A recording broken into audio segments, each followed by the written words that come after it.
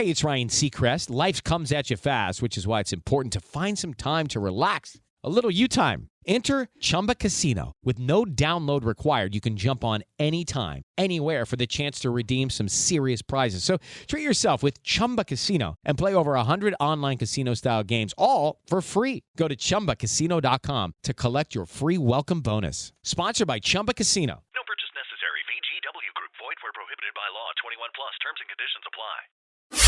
The following podcast is brought to you exclusively by the Rad Rob Radio Network. This is PBA champion Kyle Troop, and you're listening to Straight Up 5 with Johnny Petraglia Jr.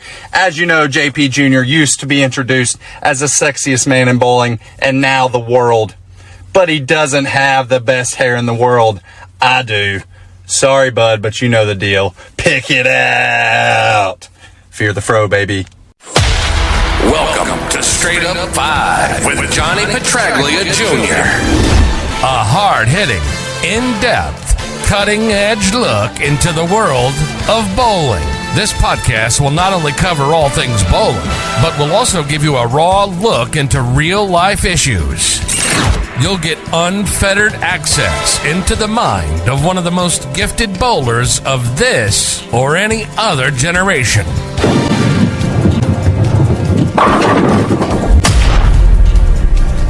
So without further ado, let's introduce you to the hosts of the show.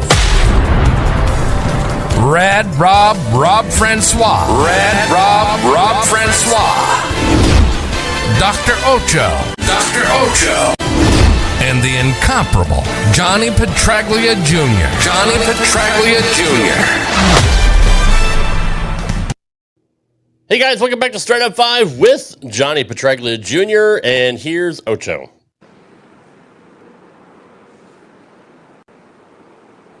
Hello, Ocho. Chilling out, maxing, relaxing, all cool. I don't shoot b-ball. I hang out in the pool. Oh, I had no idea you were in the pool. What's up, buddy? Let's get it going. Also joining us is the third man of the team. He's a man with the name of the marquee. He is number 7 in your program, number 1 in your hearts. Yeah. The sexiest man in the world, Johnny Petraglia Jr. You know, honestly, all these weeks that I want to be in the pool, and I don't do it because I'm nervous about the wind screwing up the sound quality. I think next week I'm going to hop in the pool for the show. I got a kiddie pool, so me too. Yeah, me Rob's too. going to go down the little plastic slide on the kiddie pool and be like, we're in for Straight Up 5.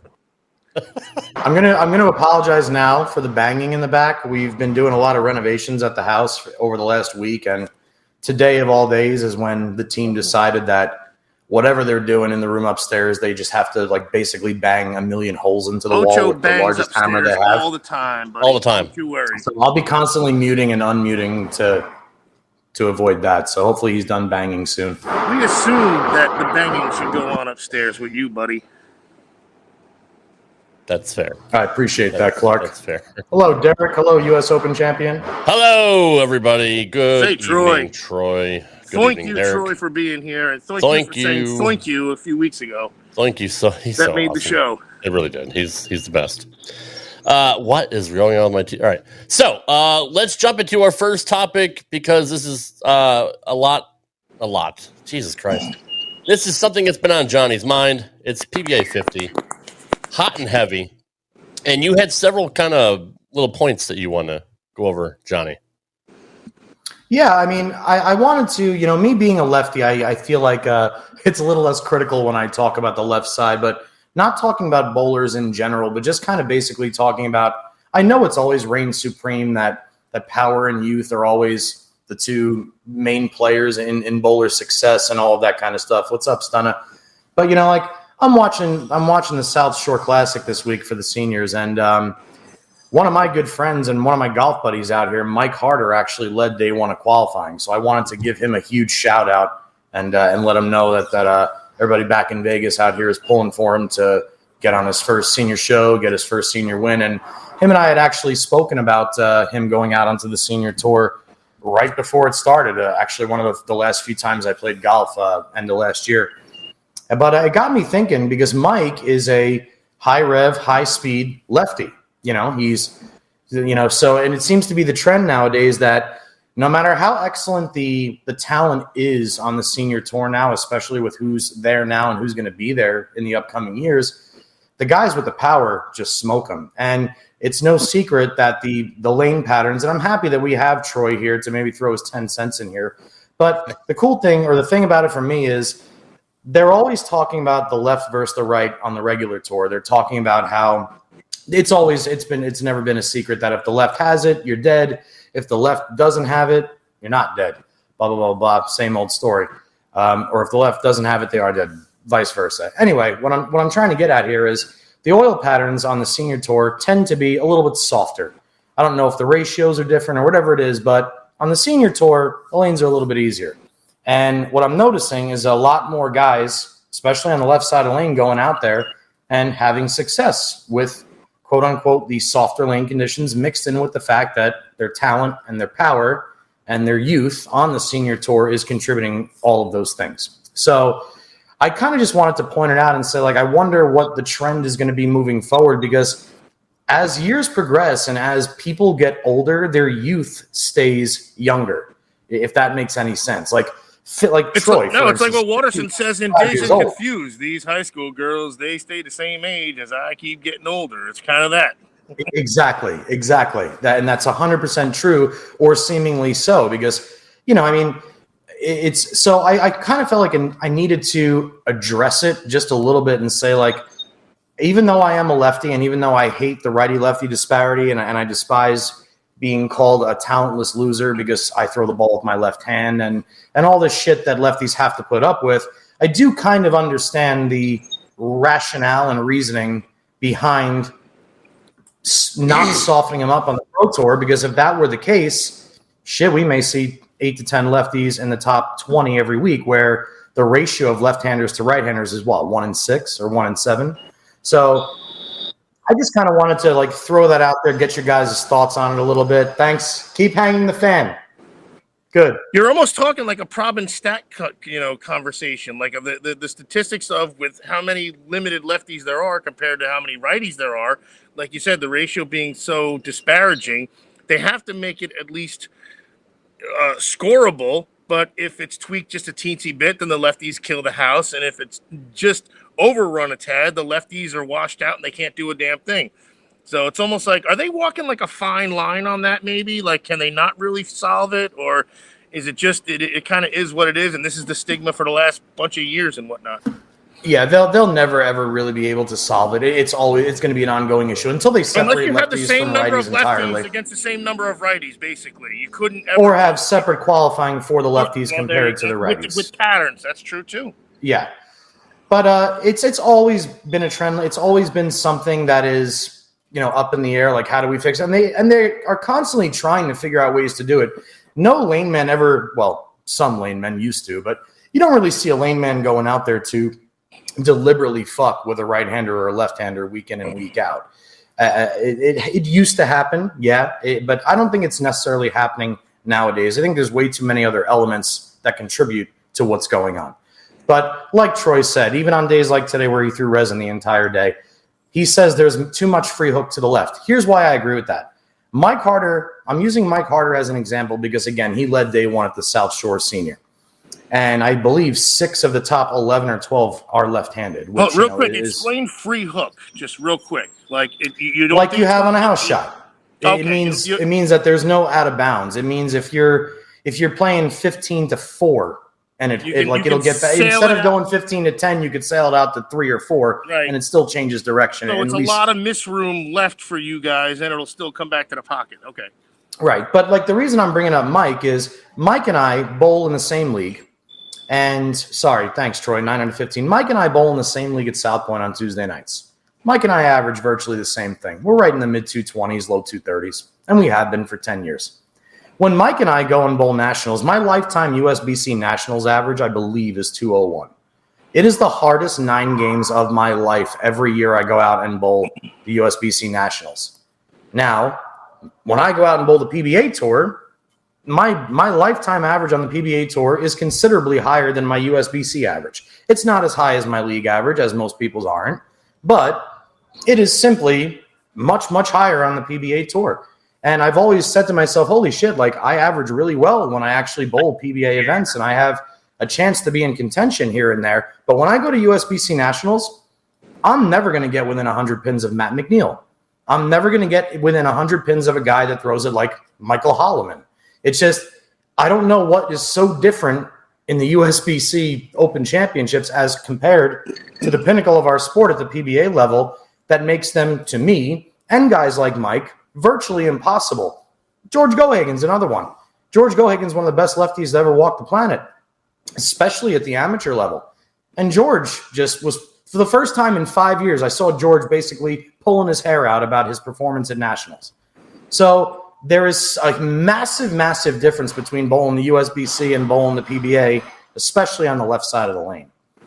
And it's game dependent. I'm not saying one kind of lefty is better than the other or one bowler is better than the other. I'm simply stating based on what I have seen, the kind of games that work in one don't fare well in the other. I got to stop it with the bang. Ocho, I don't know if you're aware, but we had the PBA League coming up here, the draft, which is happening on July 18th at 2 p.m. Eastern. It'll be streamed live on Bowl TV. Of course, I was aware of that. Who are you looking forward to watching this year? We have a lot of competitive teams. Obviously, JP Jr.'s dad is coach of the Snickers. So I know you're a big fan of the league last year. I know you were watching it intently.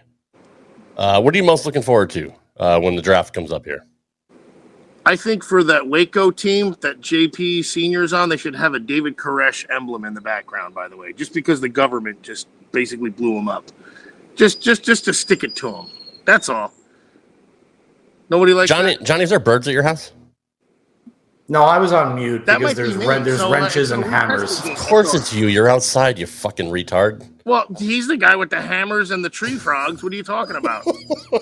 That's fair. There's always something. I can't. It's amazing. Of all the places I can go on this property, there's never a place that it's quiet for at least 10 minutes straight. That's I true. even put the dogs away this time, and it's not working. But anyway, it's okay. Well, it's got to get done. We're I guess we know who let the dogs out then. I'm excited about the league draft this year because each team is solidifying 3 franchise players, removing 2. They can remove more if they want, which would extend the draft.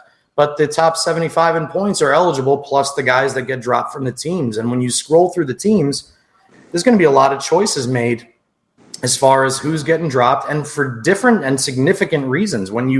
So I kind of wanted to run down and analyze the teams a little bit. Obviously, I have a little bit of insider information that I can't publicly share about certain guys that won't be on certain teams. But in the same respect, there are so many teams that if we look at them, we can say, wow, based off what's transpiring on tour, what's going to comprise the best team to take home this title in Portland this year come September. So Ahu Aman with it looks like a huge nug of like mother's milk or something really fantastic. Sativa dominant over there. I don't know what he's talking to you, Oach. That's not me. That's sound, whatever that is. I think he's asking you if you have a paddle. Anyway, so yeah, you want to? That's a good idea. Let's go down the first 10 in the Jesus Christ. I can't even talk tonight. The draft order, round 1. We have the NYC Kingpins, managed by CDB. Number 2, Silver Lake Atom Splitters, managed by Mark Baker. Number 3, LAX, Andrew Kane. Number 4, Chicago Breeze, managed by Jason Couch. Number 5, Motown Muscle, with Del Ballard Jr. 6, the Waco Wonders. Fucking fantastic name. With Johnny fuck Senior. you, man. 7, Milwaukee Pounders. That's the best fucking name in any sport. I don't even care. The Milwaukee Pounders. But you could take vote. it any way. You could take it as like a pounder of a beer or getting, you know what I mean. Yep. Pounder, Marshall Holman. No shocker there. Marshall Holman probably came up with a name. Number 8, the Las Vegas High Rollers. That's original. Managed by Amleto Monticelli. Number 9, the Dallas Strikers with Nam Duke. And rounding out the first round is number 10, the Portland Lumberjacks with Tim Mack. Yeah. Johnny, let's go over the first team, the NYC Kingpins. Okay, so again, this is assuming that all 10 of the teams maintain 3 of their 5 franchise players, right? So let's go to that first team, which we said was the Kingpins. Phyllis wants to know when's the draft. Phyllis, it is July 18th at 2 p.m. Eastern, stream live on Bowl TV. Got it. Thanks, Och. Thanks, and hi, Mom. All right, so the Kingpins currently right now is the team of Pete Weber, Marshall Kent, Darren Tang, Kyle Sherman, Michael Tang, and Matt Sanders, because Matt Sanders replaced Kyle Sherman when he was out due to that hip injury last year. So let's pretend that Matt Sanders is not in there, that it's just Kyle Sherman, right?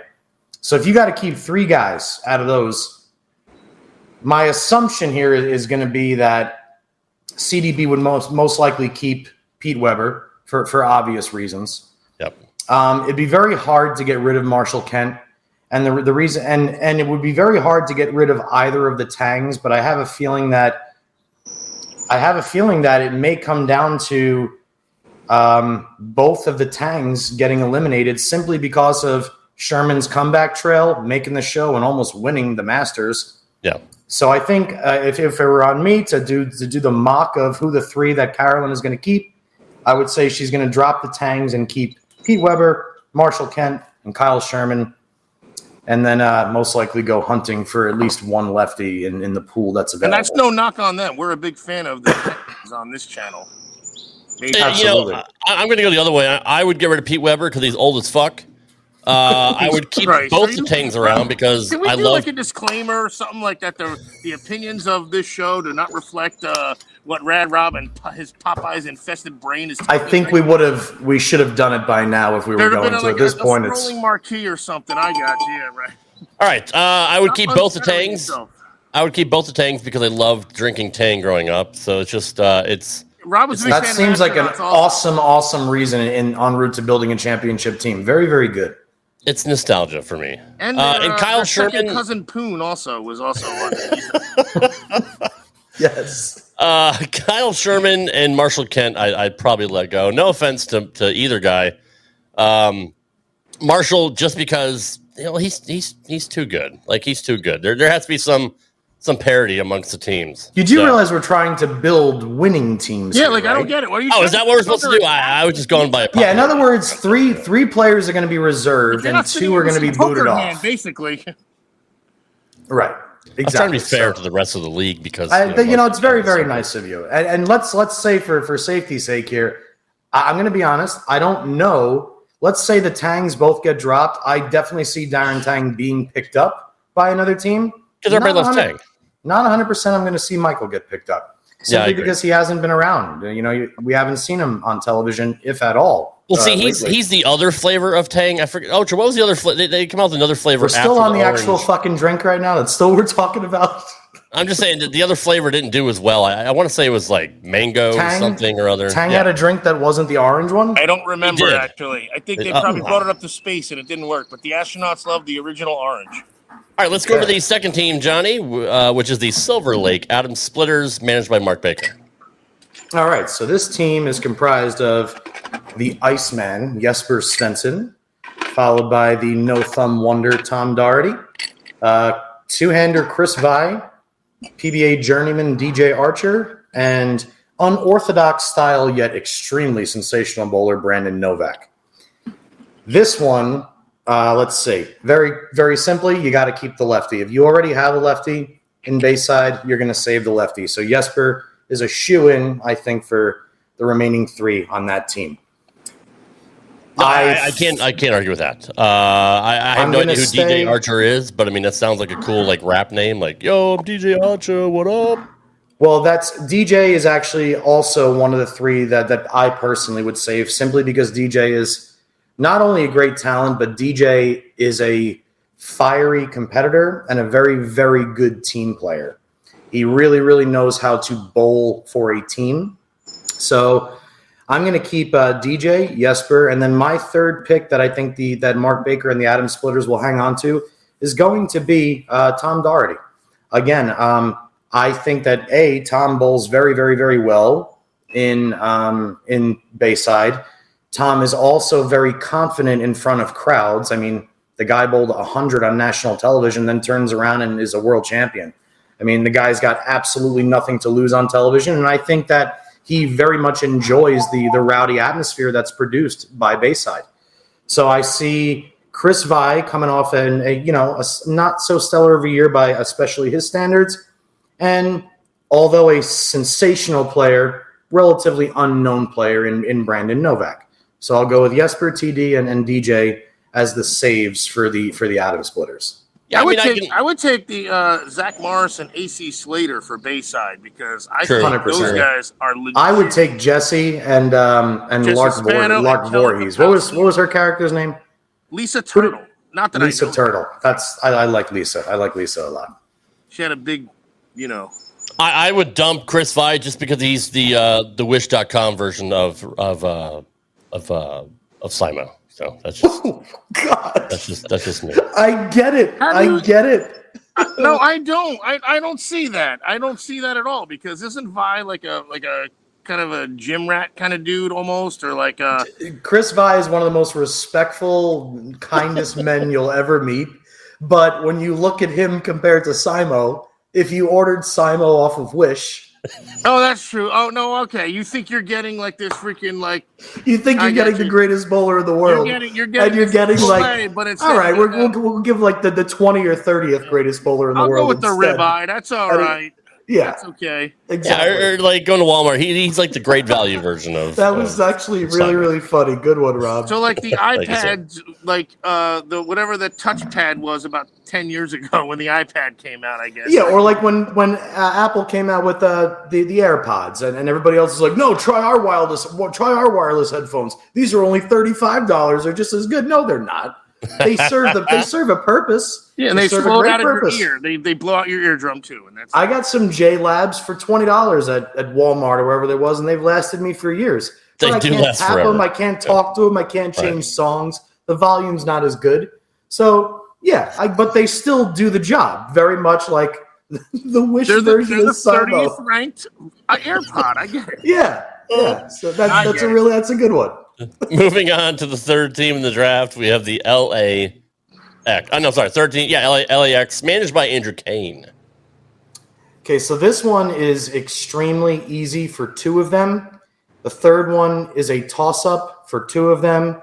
The fifth one to me is, I hate to say it because he's one of my favorites out there, but it's just I think he's been given enough chances. But anyway, the LAX team run by Andrew Kane currently is the greatest bowler in the world, Jason Belmonte, the greatest left-hander in the world, Jacob Buttriff. And then you have the duo of the Beef and Barnesy show with Stu Williams and Chris Barnes. And then touring pro veteran, Sweden native Martin Larsson. You ain't getting rid of Belmo. You ain't getting rid of Butters. If you can only keep three, you can't keep Martin Larsson when you have Chris Barnes and you have Stu Williams there. The toss-up here, I think, is what Andrew Kane thinks is best. I think that no matter how much input Andrew gets, this is going to be one of the hardest decisions for him because no matter how you weigh the odds, Stu's younger, but Chris is older and better. But Chris is older and Stu's younger, and they're both very, very good team players. Chris was the all-star at Wichita State. Chris is an awesome team bowler. Beef Stew's from England.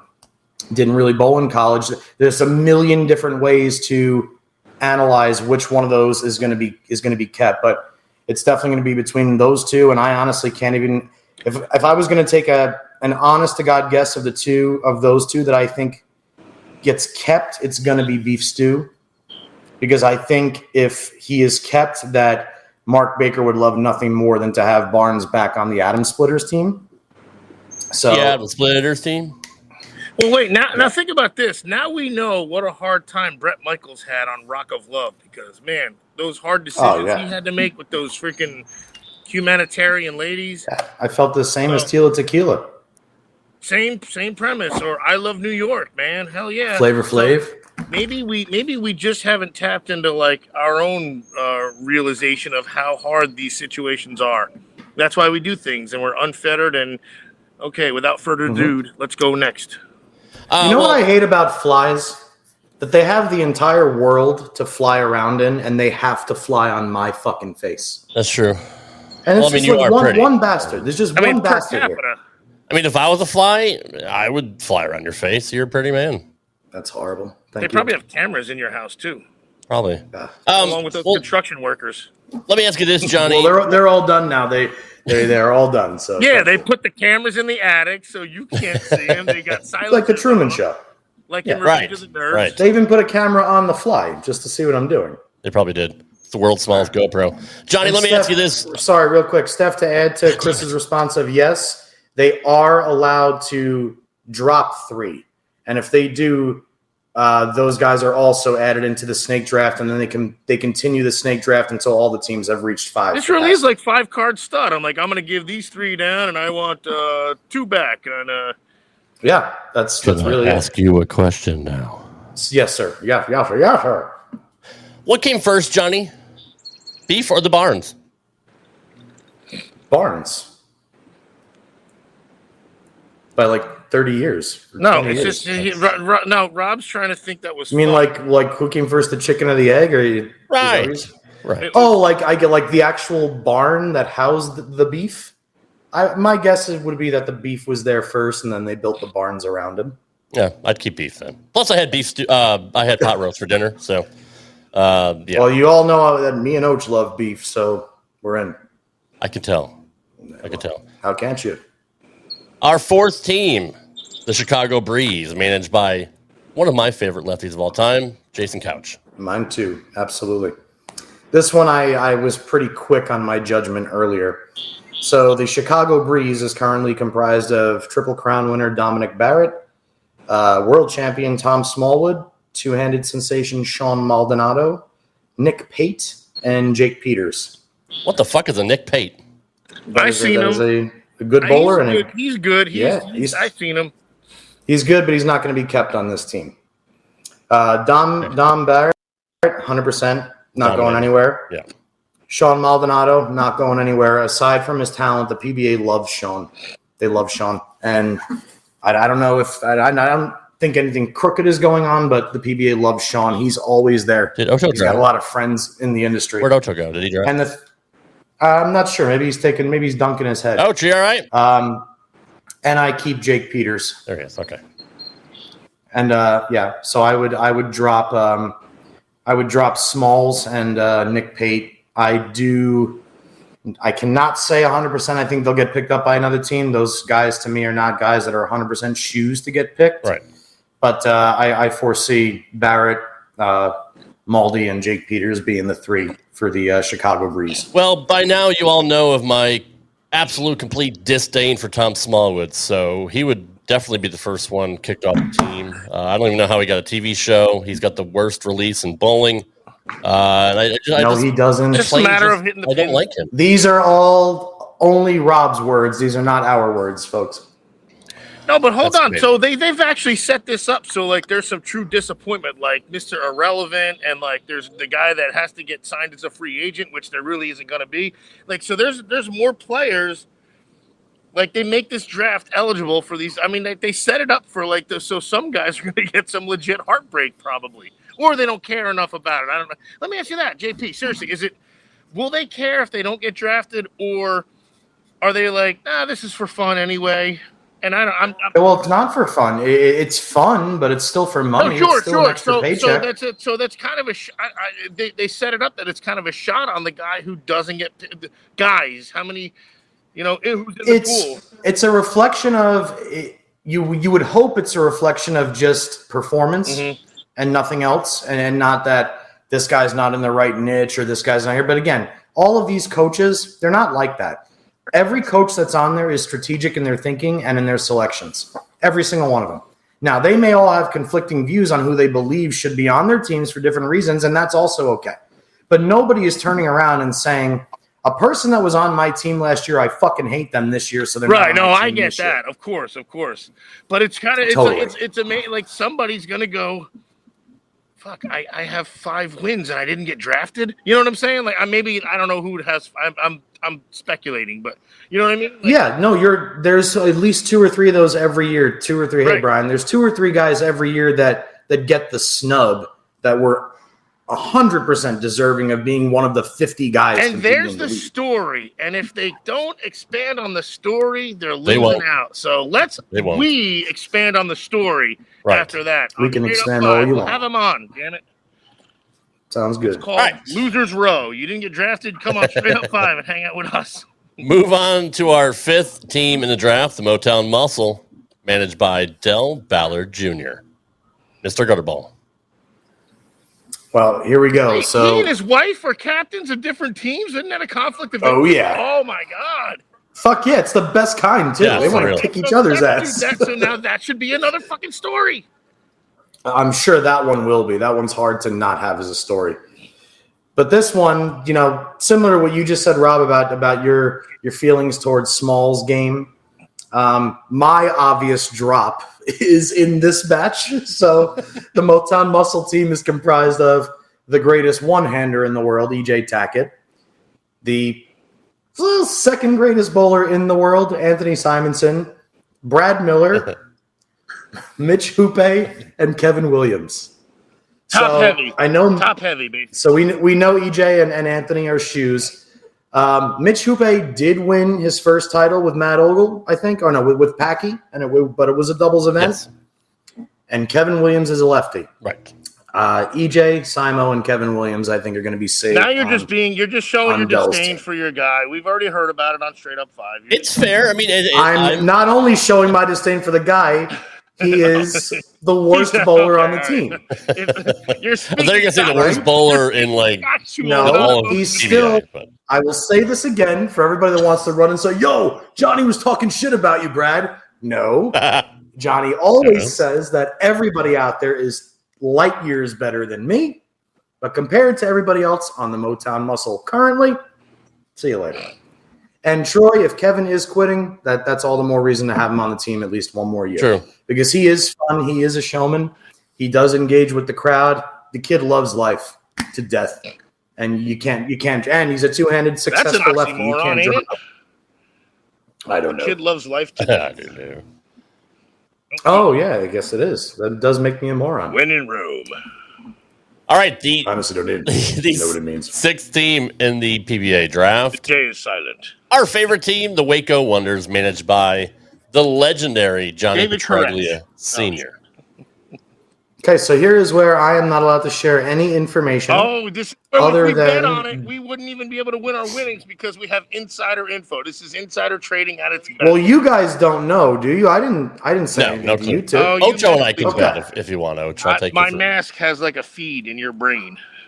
Yeah, that's true. So, well, anyway, No. my dad's team is the GOAT, Walter Ray Williams Jr., BJ Moore, Denmark's Masters champion Thomas Larson, Jason Sterner, Flash, and the amazing Parker Bone III. Well, since you can't really say anything, Johnny, I guess Ocho and I would make our predictions. Ocho, you can go first.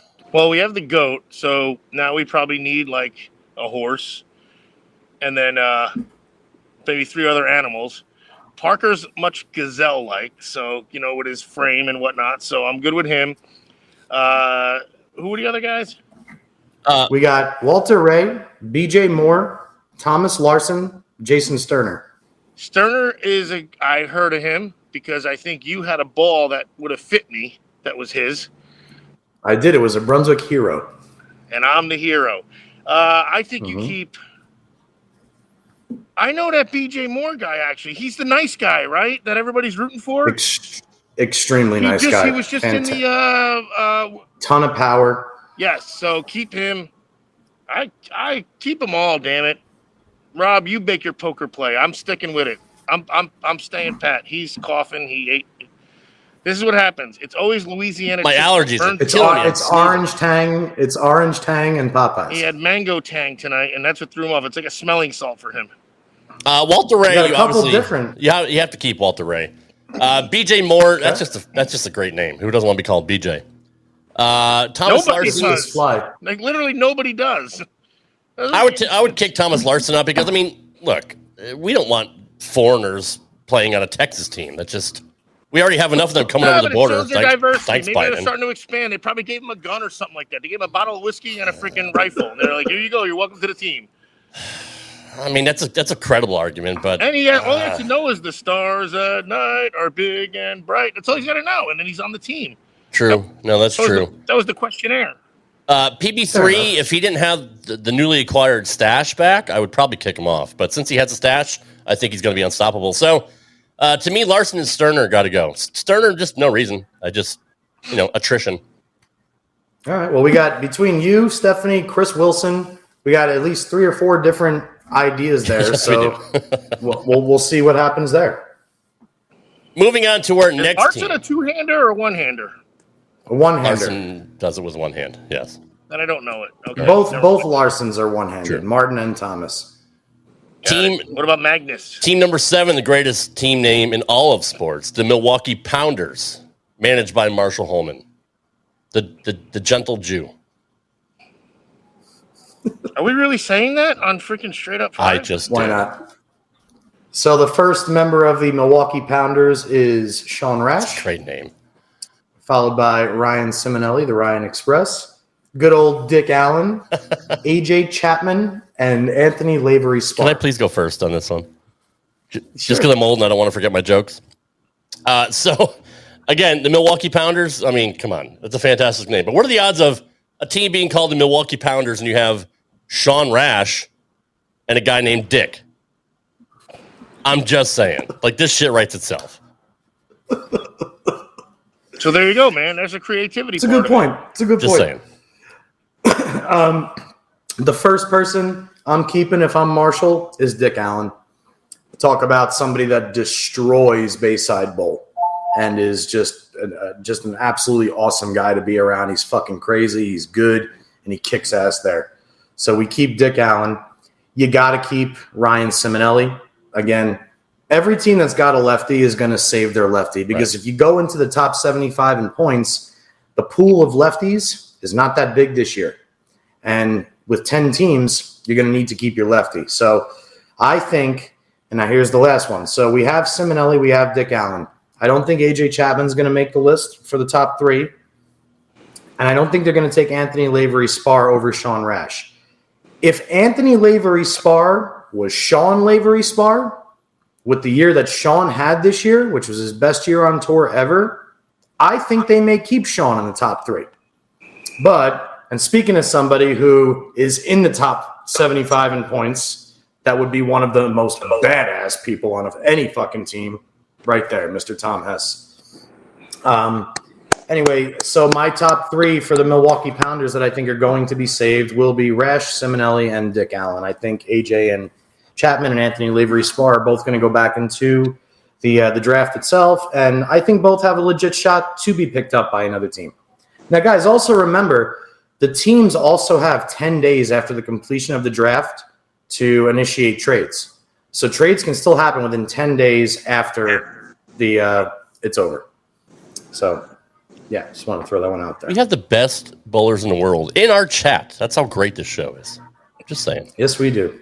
And on the show. We have a consistent bowling show, and we're a little bit nuts, but we back it with some real facts and shit. A little bit nuts, yes. A little bit nuts. Leave my nuts out of this. This guy's in a swimming pool with a fucking wrestling mask. That's fair. And I'm swatting flies for an hour straight instead of just grabbing my salt I am gun too, and just out murdering of them. Wait, I think you guys don't have bugs there. You left windows open for days. Flies. We get serious amounts of flies for about a month a year, but I usually just whack them with a salt gun. But because all the work that's being done in the house, the doors are constantly open and close and this and that, so they just keep on fucking flying. I'm a tennis racket fast food guy. wrappers It keeps everywhere. me sharp. So you get a tennis racket, you start forehand, backhand. See, I'm a rubber band guy, so I'm about precision. That's a great song, by the way. I'm a chopsticks guy too, Miyagi. Moving on, the number 18, the Las Vegas High Rollers, managed by one of my favorite bowlers of all time, and he's just so damn good looking, Amleto Monticelli. Yeah, I had the pleasure of conversing with Amleto a little bit at Sam's Town, got to catch up, hadn't spoken to him in a while. Lucky bitch. So, okay. Here's where it gets a little tricky. And again, this is the first time today that I'm going to predict something that's beyond bowling, has to do with somebody that's saved. Okay. And anybody that knows the sport enough, as I go through this list of names, knows who I'm talking about. So right now, the Las Vegas High Rollers are Francois Lavoie, Andrew Anderson, AJ Johnson, Matt Russo, and Ildemaro Ruiz. Can you guys guess who I think will automatically be saved? Matt Russo. Yeah, Matt Russo. No, that's so funny. You guys didn't get it off the top of your head. No, I wasn't. Where is Amleto from? He is from Argentina or Chile, Venezuela, or right? somewhere around there, Venezuela. Barquisimeto, Venezuela. Foreign nations. And I'm What can almost Ocho positive. Wait a minute. Am I wrong here? Somebody in the chat correct me. Isn't Ildemaro Ruiz also from Venezuela? I'm sure Stephanie. Or is he from Colombia? Colombia. Yeah. By the way, Francois Not Colombia. has to stay just because of the family relation. Yeah. So that's based off what people are saying in the chat. Yeah, I'm almost positive that Ildemaro is also from Venezuela. So I kind of have a feeling that the first ever foreign USBC Hall of Famer is going to keep somebody from his native country on his team as a save. That's fair. So with that being said, now you got to figure out between Francois Lavoie, AJ Johnson, Andrew Anderson, and Matt Russo, who you're going to be are the two saves. We already mentioned the lefty thing. I think Matt Russo's Russo a lefty, will be kept. Yeah, Ocho and I like Russo. And how do you pick between Francois Lavoie, Andrew Anderson, and AJ Johnson? I like him because he worked at the bowling alley, and I didn't realize who the hell he was. And I was like, "Hey, man, what have you been doing?" He's like, "I'm on tour." And I was like, "Get out of here, you! All right." I'm an idiot. I do that all the time. Him and Mike Ormsby. See here, there. That's what happened. Yes, we got to keep That's Double A right. because his brother, one of our greatest guests ever, was on the show. Well, now you see, I'm as much as I love Andrew too. I'm having a hard time. Like, who is the most fierce competitor and maniac that bowling has? That's like real raw emotion. That's not a mix of raw emotion mixed with crazy like Pete Weber. Like, who is the most emotional person? You know, who feeds off energy more than AJ anybody Johnson on does, tour? kind of right. Of those names, AJ Johnson, I feel like. No, AJ. right? So I'm going to call out AJ Johnson, keep the lefty, and Matt Russo, and Ildemaro for Venezuela. Sibo, good to see you. What's up, Russell, guys? good to see you as well. Hi, Kayla. Welcome. Hope you're feeling better, dear. By the way, sending you love and well wishes from all of us here at Straight Up 5. Straight Up The 5. number 19, the Dallas Strikers Next. with Norm Duke. Okay, so this is a relatively easy one for the viewers, again, because Norm Duke is the only coach that is also a player on his team and has been. Much like you. Your way in the world today takes everything you've got. You're not even playing the real version, or are we going to get copyright for that? True. We do don't have not. the rights to We that. do Why don't not. we just sing it We have the wish.com version of the Cheers song. again? And here's what makes this one so shitty. So Norm Duke is a player, so Of he's course. already keeping himself, right? So he doesn't count. So now these next four names, you guys tell me This is terrible. who You're you would laughing kick off. already. It's Tommy not Jones, unusual to be loved by Bill O'Neill, Bill O'Neill, Santu Tavanainen, or Matt Ogle? First of all, I would kick off Santu because that name's just a fucking nightmare, and I just don't want to say it over and over again. And it takes up too many letters on the jersey. Matt Ogle. Kayla, I don't know. I thought so too, but he's still listed on this this PBA release as the coach and player. So if anybody he's has got money on it, additional like info on Pete that, I don't Rose want to did. give out false info. But this I mean, is the PBA.com is the one that's listing Norm Duke as well. So I mean, to me, if I had to kick off two, Well, I mean, you're not going to kick off the top three. Like, they're just, I'm sorry, like they're all good, but there's yeah, but how do you kick off Matt Ogle? Bill man? O'Neill's I don't know. he's a fucking legend, dude. Bill O'Neill and Tommy Jones are PBA royalty. I get it. I totally. Yeah, you're right. You're right.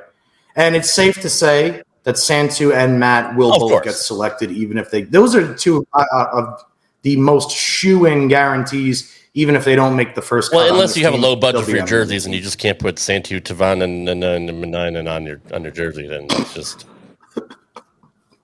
Meanwhile, Santu's he is awesome. He's got the greatest hair. This whole team Sorry, is awesome. Kyle. Santu. This whole team is Santu's in the running for the greatest sensational. hair in the PBA. I'm just saying. No, Mitch Hooper. Rounding off the draft, the final team. All right, so Derek just said that Norm was on his really? show and that he's not bowling. So this information, I guess, is false then. Fake news. Oh, no, you know what? No, it's not false just because he fake was a news. player last year. So maybe they just add one additional that's pick possible. for the snake draft. The 10th team in the draft, the Portland Lumberjacks, which, God, there's no Lumberjacks in Portland. I don't understand that. Managed by Tim Mack. They don't build Beavers do. dams? Yeah, the Beavers do it. They leave it to the Beaver? Oh, I get it. You always leave it to the Beaver. Yeah, that's good job. Mhm. Good job, John. Not the TV show either. The Portland Lumberjacks. Hosted by or hosted, directed, produced by coached by Tim Mack. Is comprised of Wes Malott, Kyle Troop, Chris Prather, Packy Hanrahan, Arturo and Quintero. So, to me, it's a no-brainer. You keep Troop, Prather, Packy for the simple script. For Wes is a little bit older now. Wait.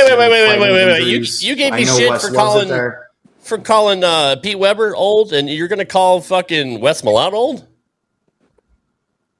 Oh, getting older. Okay, that's my bad. No, I straight up said Pete's getting older. Okay. The same way, like when you're 40 and base, like Albert Pujols is not old, but when Albert Pujols competes in the home run derby in 2022, like he did last year, people go and watch him, and it's like amazing that he wins one round. It's because he's comparatively old. He's been fighting injuries. And Wes is one of the most decorated PBA League bowlers there is, with multiple championships with the Lumberjacks. He's been a staple for years.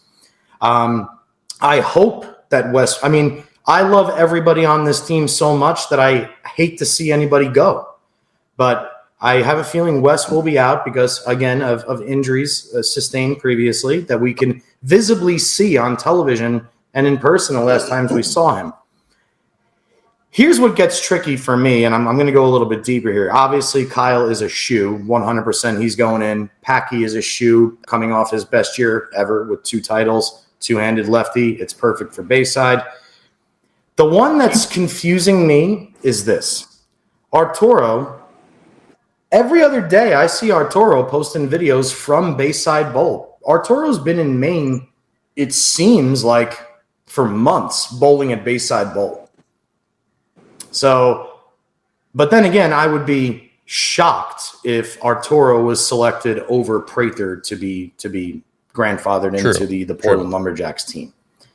So it's I feel horrendous to think that Wes Malott is not a guaranteed bowler because of injury. Because even if he wasn't injured, I would take Wes on my team until he was 60. Troop, one of the best in the world right now. Prather, one of the best the sport's ever seen. But you got to go with Packy, Prather, Troop, I think, for that trio. Yeah, right to me, that's a tough one because we all love Wes, right? I mean, regardless of how old he may be getting or the injuries he's been dealing with. Arturo Quintero is just a fucking cool name, dude. Like it just rolls off the tongue. Arturo's cool.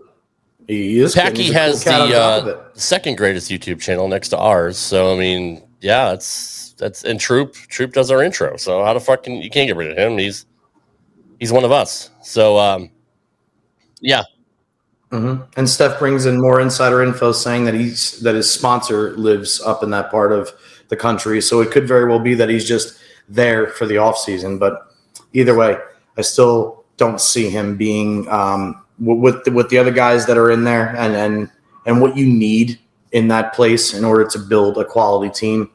That they're going to have to let him go into the Speaking pool. of going into the pool, we lost Ocho. That's okay. Is it though? That's okay. Yeah, it doesn't matter what he's doing. We can run the show without him. Meanwhile, he could hear everything we're saying. Is that a rubber duck floating in his pool? Yes, I think it is. That's a rubber. It is. That's a rubber duck. Ocho's got problems. Anything else? Any Well, final thoughts anyway, before we move on to our match of the week? Yeah, so my final thoughts were, without reading the 75 names in the top points, there were a few names that I saw that I really think would be great selections to any team. And I just wanted to, first off, they're all great selections to any team. Everybody, as I've said a million times, is awesome. They Except are Brad the Miller. pinnacle of our sport. He's just not my favorite. He's just not my favorite. I'm sorry. There's nothing against him. Fuck you, Tom Smallwood. But stop. No, don't say that, because I love him too. He had to get picked up in high school, right? Like the guys Smallwood, come on. Well, first off, I'm going to tell you this. He's right got a now. huge. I was bowling He's probably got a Tommy kickstand, right? Semez's Yeah. World Match Games. Sorry. John I was Holmes. bowling Tommy Semez's World Match Game tournament.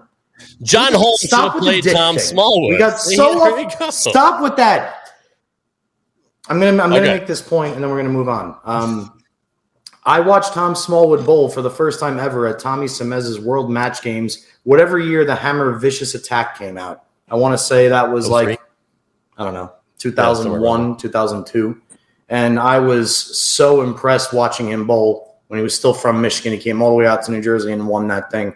But he was always awesome. But the guys that I think really that are like awesome pulls out of this year's draft, just I'm perusing the ones that I definitely need to see make it. I'll be shocked if they don't. Kevin McCune, how do we bypass him? Sean Lavery Spar. I want somebody to pick up Sean big time. He had a hell of a season this year. I like Richie Teese in the team environment. I think he's funny, and I think he's excellent, and he's very, very good spare shooter, and he throws a lot of strikes, which is what you need in events like this. Graham Fa, in my eyes, one of the most underrated lefties there is. I think that kid is smooth and clean as fuck. Tom Hess, because who doesn't want a multiple major champion on 2 different tours who's also exciting and fun and knows how to work with the crowd and gets pumped up and fueled by raw emotion. So you need to take him. Cody Shoemaker. I want Cody Shoemaker to get taken by a team this year. I think it would be sick to see Cody, an East Coast region guy. Wesley Lowe, 2-handed lefty. Somebody's definitely going to steal him. I think Joseph Grondin will get stolen. I would be shocked if Ronnie Russell was not taken. And then the rest of the list here, the guys, I like David Boog Kroll.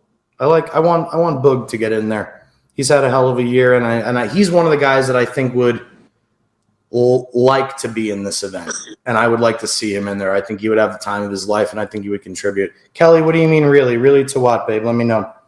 I just called her Kelly because her last name's Kelly. Kayla, what do you mean? What do you babe? mean? Kayla? I think Osku should be in. I'd like to see Osku in there. Yeah, I skipped over his name too. Yeah, I want to see him in. Michael Martell had a awesome. decent year. I think he could mix it up a little bit. Yeah, him and Brad Miller can form their own team. Sounds good. They're Tony Gurria and Rick Martell's son. That's true. Anthony Nyer, you didn't mention him at all. I didn't mention Anthony. I think because the teams that are missing lefties, I put the other lefties in there already, and Anthony's name was kind of towards the bottom. I did miss Sam Cooley also. I missed Sam Cooley, and I did take, and in response to what Kayla said, I took Cody because I like watching a guy who works hard, and I watched Cody work hard through the regional program for a couple of years, and I watched him have some success out on the PBA tour this year. So I'm always rooting for the new guy, the up and coming guy, the guy who you could tell works at it a little bit. What about Little Tackett? That's why I threw that one in there. No, you got no. Nothing against him. Just never even looked at his name twice. As far as being, remember, each of these teams only get 2 guys. They only get 2 picks. So like what Kayla said, Cody is an extreme off the wall pick for me. Sam Cooley is not an off the wall pick. Osku is not an off the wall pick. I'm trying to mix I'm trying to throw in like the 1 or 2 oddballs in there. You know, Norm was notorious for doing that a while back, where he would pick somebody that you didn't expect out of nowhere, and it usually paid off for him. I mean, when you look at Dick Allen comparatively on a spec sheet compared to, say, 50 other bowlers, you could probably run off 30 or 40 bowlers that are better than Dick Allen. Even Dick Allen's got a THB tattoo on his arm standing for typical house bowler. I mean, even he is flat out vocal about saying, I'm great, but like I'm not Belmo, I'm not Simo. If you look at him on paper, he's not supposed to be the best bowler in the PBA League, but he is every year, or at least one of them every single year. So he is an extremely important pick or person in this league every single year. So again, it's going to be all over the map, and each coach is going to have their own views as to who and why they pick what they do. The only thing I can guarantee you is that if each team can get their hands on one lefty, that's all I think that they're going to want. I don't think any team is going to double up with lefties, whether they're one or two. True that. Great breakdown, guys. Good job on that one. You're welcome. Our final segment is the match of the week. Now, I'm going to give a little bit of backstory because what's up, Bear? What's up, Hope Bear? you're recovering well, brother. Oh, yes, we're all thinking about you. You notice he said, "What's up to me first?" Look, real quick, Rob, just letting you know, I'm doing a little shift change here because it's been a long time since I had a cigarette on the show, and I'd really like to have one. So. Yeah, that's nothing like your pre-workout smoke. A little, a little backstory on our match of the week because I mentioned to Johnny this morning. He's like, "Why the fuck do you want to watch that match?" So I kind of gave him. He called you a douchebag too. So let's pretty much he did. He's like, "You, that is the dumbest. That is the worst idea ever." But You're then the worst host. I really wish we had somebody else, but explain it. And then you were like, "Well." So we have Earl Anthony against Gil Sliker in the 1984 final. The finals of the 1984 ABC Masters. ABC, which is now the USBC. I picked this because, and this kind of goes along with my screen name tonight. 46 is the new 40. Earl Anthony was 46 when he just ran roughshod through this tournament. He had 9. Yes, Rob, 1 second. Sorry. Just so you guys know, I come outside. Yeah. And I had my thing on mute. My fucking neighbor blowing off fireworks right now. So the hammer stops inside. And as soon as I open the door, now the dogs are going nuts. Yeah, I mean, July fucking 12th, it's the Independence Week, as we know. They're like, oh, at it's America's 6 o'clock in the birth month. evening, like when it's still fucking sunny for another 3 hours. That's Yeah, what do fireworks do when it's bright light as out? That fuck. doesn't make any sense. Very on. it's fucking Vegas. I'm telling Why you. are so many dumb people on the West Coast? No offense. Not you. Earl Anthony was 46 when he bowled in this tournament. He had 9 months off. He was bowling sparingly towards the tail end of his Was that a main pun, tour Rob, career. when you said sparingly because he throws spares? Is that a pun?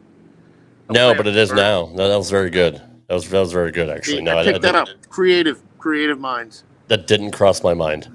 So, I mean, when you look at sports, like for years, I mean, you look at baseball and football and hockey and all that. Like if you're in your 40s, you're pretty much done. Bowling is a little bit different, but not. I mean, that's why we have the PBA 50. When he doesn't bowl that much either, though, that's the other thing. Correct. So it's not like he's a full timer at age. He's. I heard that. I heard that. That's my neighbor. That's I left great. the mic That's on for you what an that asshole. time. He's the fucking imbecile of the week. That your neighbor's the fucking yeah. Happy Wednesday. Happy 12th. Happy 12th of July. Fuck face. Anyways, this was an interesting thing for me because I was a big Earl Anthony fan growing up as a kid. Even though he was like 80 years older than me, I still looked up to him. And, who doesn't like watching fucking Gil Sliker? I mean, come on. This guy's a fucking... he averages 192 in his ABC career. So, I mean, come on. The guy's a fucking legend. But I nailed this down to about 7 minutes. It's a fun little match for me. Johnny always kind of picks on Earl's release, even though the ball hits like a fucking...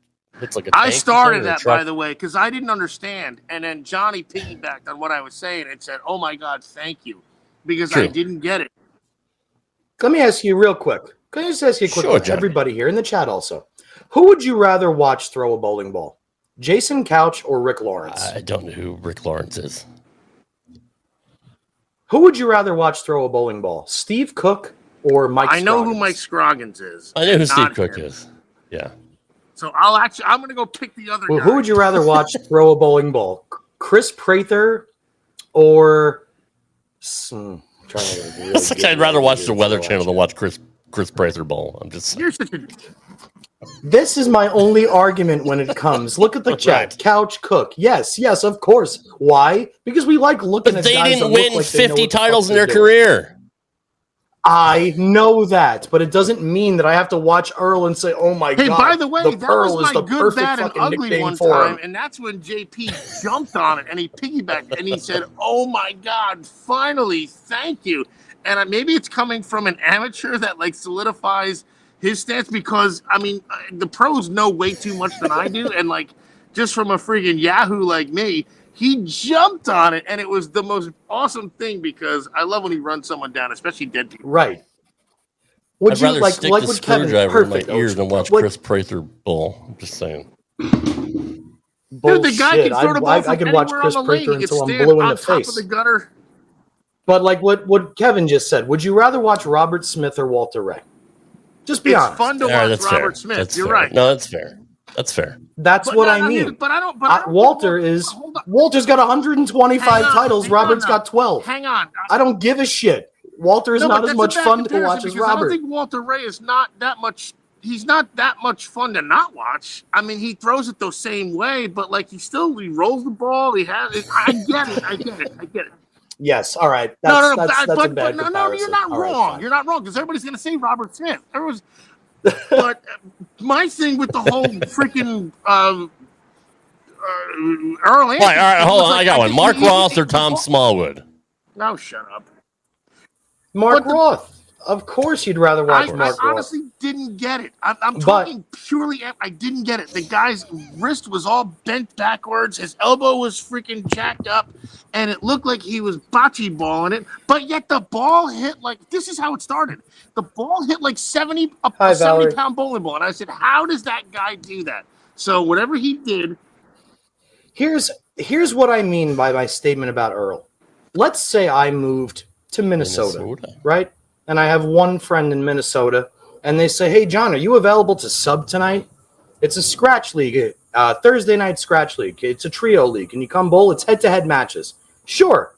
I show up in Minnesota to bowl my first ever league night, and the opponent that I'm bowling is Earl Anthony, but he's not Earl Anthony as far as his titles.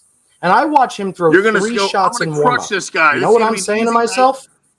This motherfucker ain't gonna wipe my do 3 ass. shots He's of got freaking- no fucking prayer. That's what I would say by looking at him. It's what I would say when I look at Mike Scroggins or Rick Lawrence or guys like Chris Hayden. If I was bowling against Parker or Couch or Cook or Ricky Ward or my dad, I'd say, fuck, I might lose tonight. That's the difference because they are visibly so much more attractive to me than guys that basically just dump it into the lane No, you're and not like, wrong, oh, I'm just but- going to hit the but- same But then Earl would take $1,500 from you playing action after the league. So How? Yes, and he would kick my Why ass did during that league. ball hit like a 100%. 50-pound bowling ball. Why did he? Maybe he was cheating. He's the first PED guy Right. ever. I guarantee it. Or And he did it with the worst bowling balls ever. Those Yeah. Magnums were Yeah. trash. They were horrible. well, we're about to see it right now. they got to do sabermetrics on him, like you know how they do with like the old guys like Mattingly now. They got to do sabermetrics on Earl for back in the day to see how much he missed. Because Some Billy Bird shit, right? Yeah. he probably rolled the same ball every time. Go ahead, Rob. Let her be. Anthony trying to become the 4th player Gil in Sliker. this fabled event. See if Johnny can hear this. Return. 10 frames. Hear it and So this is Gil Sliker. He's like a 191 average over his career. This is the ABC Masters. Before it was part of the PBA. It now counts as a PBA title, the USBC. But at the time, it did not. Love your internet, Rob. Works so good.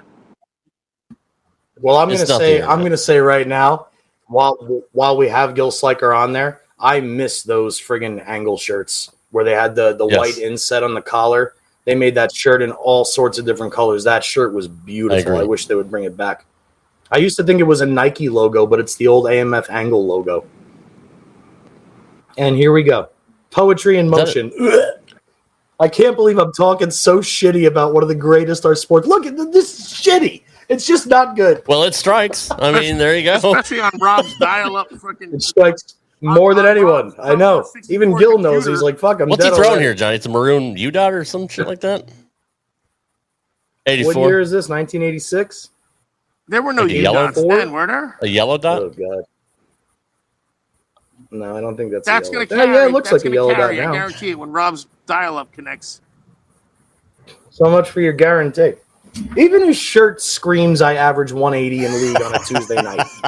Even his shirt screams That's that. fair. But you look at Sliker's release, he's a fucking suitcaser.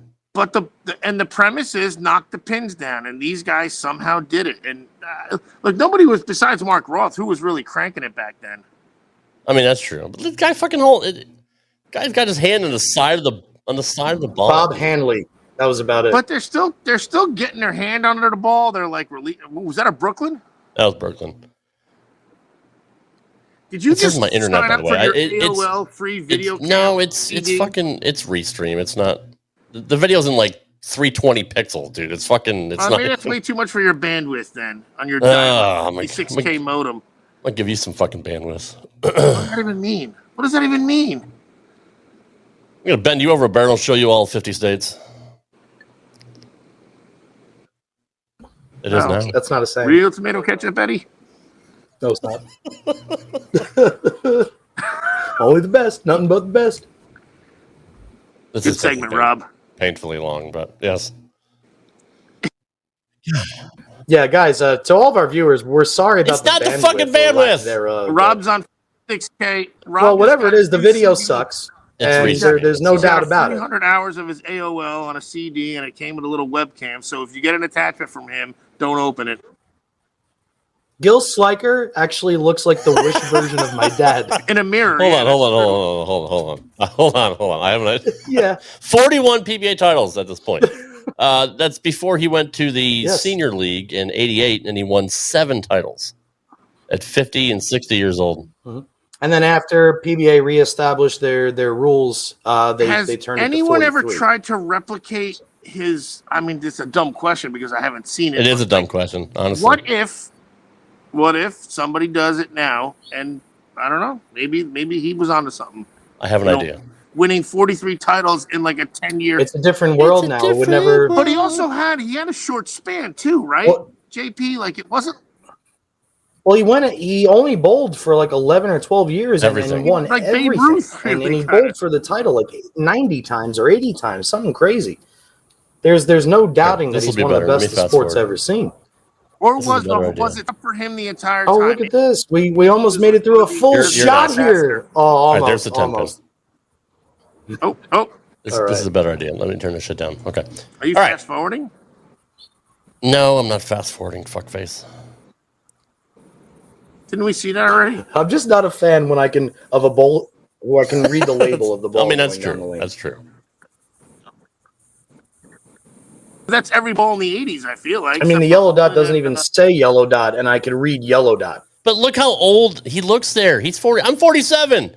Earl's 46 there. He always looked that old. Earl never looked younger than he does in this video. I was just going to say that. He doesn't look even old when at he all. bowled my dad, 74 You think World maybe it's Open, because he smoked he like looked 4 old. packs of Lucky Strikes a day? Right I mean, there. He looks refreshed. I don't know. I think it's just it's time as years progress. I think that people look younger for longer. No, that's fair, Johnny. You know, I mean, think about just whether you're into it or not. Just think about like the nutritional information we have as far as what the body needs on a daily basis, the vitamins that it needs, and like shit. I watched Saving Private Ryan earlier today, and I'm watching them jab guys with morphine in the middle of the warfields covered in dirt. Shit, like no wonder they look like they were 60 when they were 30. Look at that ball hit, dude! Come on, there was Yeah, I get that. Now you know what, guys? Looking at that, I don't know if it's too early, but well, he was always an ebonite guy. So I don't think that's a purple angle, although it sure as hell looks like one. But I don't remember ebonite having a purple bowling ball. He would change his hand position. Like Earl would. I don't see it too much, but like, did he ever do that either? Like change his hand position. Earl would move a quarter board or a half a board with his feet or his eyes, very similar to the way Walter Ray does, which is why they've won collectively 165 times. Move minuscule amounts instead of changing his hand or letting the ball do something else. Yeah, and the other thing, like you said, is his ball has a very heavy roll. His ball hugs the lane from the minute it touches the lane, and the ball is always rolling at the pocket. if you look at his ball, it never, ever, ever it goes never away deflects, from the pocket. ever. The fingers and the thumb Never are always deflects. tipped towards it. Right. It's always going downhill. And even when it does deflect, it To deflects get a the right swisher, way. to get a mixer or something. So, yes, exactly. But like the whole thing to me is just it's like at least Parker's trail arm, even though it's not out, at least Parker's trail arm is somewhat out. His is like I'm just gonna keep. Pete, you're absolutely wrong there, brother. It was 1984. Have we ever seen him? Well, unless the masking unit, or unless the sweep is wrong, because the sweep Well, says let's think 84. about this now. Good point, Johnny. Now he never had to swing the ball, obviously, because I don't in his the way he throws it. Could he? Well, remember back then a swing, especially for a guy with his lower rev rate like Earl would get into the third arrow, fourth arrow sometimes, but he's playing up straight up 5 right now. He'd go like 16 to 13. Yeah. No, but he wouldn't go it from the third arrow out to whatever to bring it back. He would be still standing around there and just kind of hug that spot and have it still face up, I assume. His lifetime ABC average was 205. That's crazy. Just it goes to show you ABC and USBC. They're fucking impossible. All right, now that the fireworks are done, now I got airplanes and helicopters, so I'm going to go back inside. See you shortly. Ocho, what are your opinions of Gil Sliker at this point? Do we have a chat now? Like, what happened to the chat? I can't see it, or is it still there? Nobody wants to talk to you. No, I don't doubt it, but like, is it still there or no? Because JD said purple nitro. Okay. That may be before. Yeah, you're right, JD. You may be right. Hello from Australia, mate. I think JD just nailed it. Mate. Hi, Dale. Good to see you, my friend. More Aussies in the house. Yeah, I think JD is right. I do think that is a purple nitro because if I recall correctly, the blue nitro came out in like 1992 or 1990, 1991. 40,000 for the Master, Johnny, in 1984. What do they pay out the Masters now? I don't know. Good analysis, Johnny. Maybe. Well, there was a couple years where the Masters was $100,000. It was $100,000 this year. Simon won $100,000 this year. I don't think it was below that. Earl Anthony, 6-time bowler of the year. Look at that scoreboard. That's fantastic. Anthony up 152 to 138, but Sliker's not out of wood yet. No, Barry left a ring in 10. There's Earl's wife. There's Susie. What a wonderful, wonderful woman. Earl waving the white flag like, fuck this, dude. This sucks. Like, I buried the ball. They should have named the coin after her. That's true. Yes, I get it. Get it? Yeah. Mm-hmm. Be even greater if her middle name Dale started says with a B. Ebonite had the purple Magnum 12. It could also, I think, based off it being 1984, I think that is indeed correct. Now Kevin thinks it's a gyro. So that name too. I do think that we are a little before the nitro time that JD said. Nice shot. Definitely wants to know, is Earl's wife still alive? That's a good question. To my knowledge, she is. 2001, somewhere around there. It's been a while. I don't want to say he was young though, right? Like it was a horrible death and way too soon. He was only 60. Yeah, it was way too soon.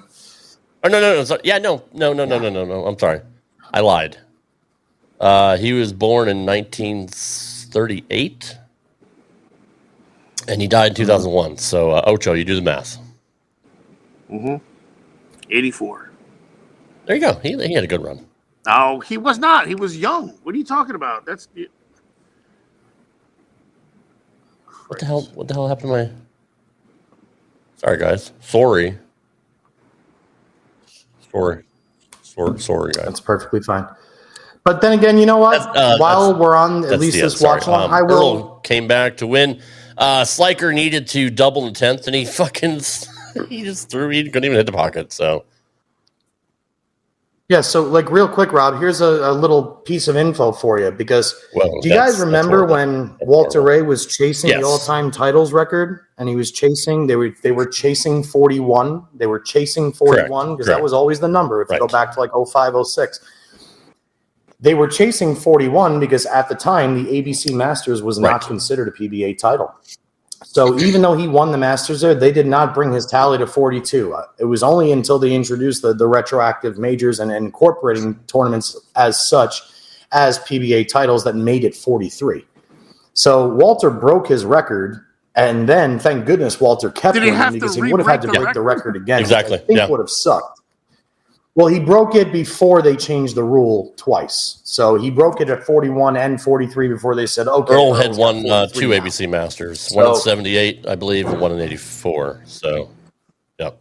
Right, exactly. But then went on to win 7 titles on the PBA Senior Tour. So, I mean, dude, he was still bowling well into his 50s. Oh, yeah. And he won a couple titles with Resin. He was with Brunswick for a while during the Senior Tour when the Sapphire Zone Isn't that came out in crazy to think, like, he won a tournament in 1998. Like, that's... Yeah, his last title was in 98. Wow. That's awesome. And what's even crazier to think is imagine if he was on tour for 20 years instead of the 12. So given that time that he was on the tour and given how many titles he won, I mean, he's got to be one of the greatest of all time. I mean, like, think about that now. That's one of course he is. But I mean, that's like today's Belmo. It's not even a like debate. Belmo has in almost that same time frame has won. Right. It's more than him. Belmo has 15 majors and 25 titles or 26 titles right now, and he's been on tour since 2008. So in 15 years, he's won 13 less times than Earl Anthony won in 10. That's crazy. Holy about shit! that. Wait, Granted, are you sure that math is right? Granted, they also the math is right. Now, granted, they had a shit ton more stops. Good point. Yes, but still. The guy won 43 titles in 12 years. Steph says, off topic, my takeaway from this evening has been that Ocho's commitment to the mask is second to none. And it's not waterproof, so it's bad news if he goes underwater. It's What mask are you guys talking about? So I mean, it's even what Belmo's doing is even more astronomical because of the fact that you have less tour stops now. I mean, it's. Yeah, and that's what I was talking about, the of. analytics. Somebody's going to come up with, like, the sabermetrics of, like, how many times somebody's bowled versus how many times they've won, like, the winning percentage and all that. So there's got to be something like that per tournament. Per capita. Yeah, I get it. He would have liked that one, but I can't remember. Yeah. Do you have a license for those guns, Ocho? Second Amendment guy. He hasn't renewed it yet, but the lighting is still good there, Ocho, if you were wondering. Yeah, now that the sun's finally out. Yeah, it's nice. It's nice that it's gotten dark there. It's still light. It's light till about 9 p.m. here now. And I'll tell you what, guys. I read this meme on Facebook earlier today, which I 100% agree with. It says, like, I don't care about heat at all and how much people complain about heat. Give me heat over cold any day of the week. Like, let me fry to death for all I care. I'm in the same boat. Like, I never want to have to turn on my car before I shower so the ice comes off the window ever again. But this week in Vegas, the lowest day right now is like 114, and it's fucking hot out. I mean, it is hot outside right now. Even going on the opposite, I like cold. Hot. The colder, the better. I don't like sweating. It's the worst. It's easier. It's easier to get warm in the winter when it's cold, but it's really fucking hard to get cool in the summer when it's especially that fucking hot. I mean, you can put on layers in the winter. You can't run around naked like Ocho during the summer. Chris is right, by the way, about him beating the raging Cajun Avery LeBlanc. That's right. And Avery LeBlanc was throwing a storm skybolt on that show. Oh my God, I wanted that ball so bad. Meanwhile, John Rome is in the house. Have to give a massive, massive shout out to John. One of the funniest and best people. What's up, I know. John? It's good to see you. Homie. Welcome to the show. I haven't seen you here before. Anything else, Johnny? As we wrap it up here. No, I'm excited. I'm actually very intrigued again because I folled the entire PBA Tour season this year, and I found it to be. You bet your ass I did, as well as many other subscriptions. But I think that there's going to be a lot of toss-ups going into the league. The league is exciting. Yeah. I didn't think it was going to be in the early going, but it's gotten to a point now that it is. I look forward to it very much, and we saw future Hall of Famers. We saw some major champions in the chat today. I know Troy is out there bowling at South Shore this week, so best of luck to him. Tom, I know you're out there too. So obviously rooting for the guys that always support us on this show as well. And yeah, that's really all I got tonight. We threw in some facts along with shitting on some people for no reason. Always a reason. That's kind of the way. I just felt like being funny tonight. It's comedic relief since Ocho brings nothing to the show at all. Oh, as opposed to your comedy. Yeah, that's right. The 2023 PBA League Draft can be seen live on Bold TV next. What's the 19th? Next Saturday? Sunday? Wednesday. I was close. Next Wednesday, a week from today, on Bold. Cranbones in the house. What's up, Crandall? People listening to this on audio are like, what the fuck? You just blew my eardrums out. Next Wednesday, a week from today, the 2023 PBA League Draft live on Bold TV. If you don't have a subscription, just hit me up in the DMs. I'll give you my password. And no, I'm just kidding. You go out and pay for it, you fucking schmucks. Johnny gives me favors, so that's Johnny's gonna give it to them anyway, so don't worry. Hit up Johnny's DM and he'll give it to you. 8,420 people exactly. on Rad Rob's Bowl.com. Spinning out of control. On that note, The whole world is out to get you. is it Tuesday, Steph? I thought it was the 19th. Like, am I that stupid? Hold on. I mean, that's fair. He said the 18th. I thought it was the 18th. The 18th is what it was. Did I say the 18th? It is the 18th. I thought JP said the 18th. A week from yesterday. I think it is at the 2 18th. p.m. Eastern, 1 p.m. Central, That's noon 18th. Mountain, and 11 Western, and like 6:30 over in Europe. I think my math is correct. Sorry, next Tuesday on Bold TV, the league draft. My bad. Thank you, Stephanie, for the correction. She is our home statistician here. Crambone says, let's call it 8 in a row. Crambone. I love it. Guys, thank you for showing up tonight and hanging out with us. As always, we will see you next week. Chris recognized the song. Yep. Where to plug our Twitter, Rob? We have a smart Nobody fucking uses Twitter anymore. Nobody uses Twitter anymore. A lot of people do. Just Elon took it over. The liberals are pissed. Stop with your theory. Go. Oh, Christ. He's got to always throw his 10 cents in there. He always figures out a way. Meanwhile, I just wear a shirt that says... It's such a divider. Yes. We'll see you next week, guys. Have a good night. Take care. Peace out. Thank you, everybody. Thank you. Sir Goodbye, Swish Reamer. Look at the guns. Thanks for listening to this edition of Straight Up 5 with Johnny Petraglia Jr. You can follow the show on Twitter at Straight Up 5 Pod. Follow Johnny Jr. at JPJR07. Follow Rad Rob at Rad Rob Gaming. And follow Dr. Ocho at the Dr. Ocho. Got a question for Johnny? Send your questions to straightup5podcast@gmail.com. We'll see you next time for another edition of Straight Up 5 with Johnny Petraglia Jr. Right here on the Rad Rob Radio Network.